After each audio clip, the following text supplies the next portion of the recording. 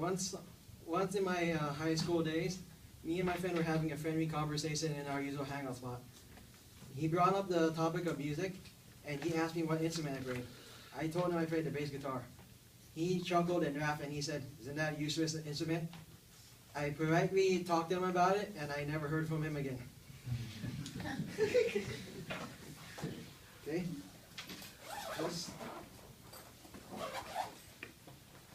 This is the artifact I'll be discussing today, the bass guitar.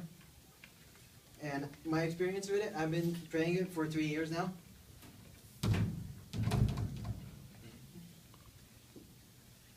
And the importance of the basses is just that they're not useless, but they actually keep the band in check. That's why that basses are also important to a rock band or any type of band, because they have equal roles of anyone, like a lead guitarist or a singer. So what I'm going to be explaining today is the bass culture and how and why they are important and how I got involved in it. The bass culture, some people think that basses are useless, and a quote from Paul McCartney from the Beatles, people will think that bassists are fat people in the back, which maybe not too far from that truth. but he's saying that people believe that bassists are useless, but they are not. They have a lot of roles, and they are important to a band. One of the most important roles is rhythm they have.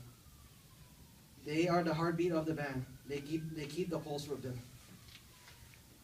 The bassist is a rhythmic unit with the drummer, and as they are the rhythm unit where they keep the pulse, this allows the other members, such as singers or lead guitarists, to move on like a body, how a heart makes a body run or anything.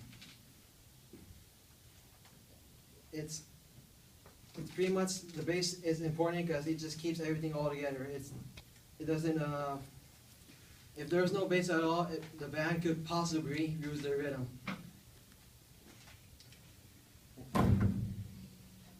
This is important to the bass culture. This is basically their main weapon in the battlefield. This is how they express themselves, and this is how they produce their own music or sound. As you can see, it may look the same as a guitar, but it's not really. They have the same shape and everything, but they have a different tone. From difference from guitar and bass, the tone of a bass is a little bit more lower.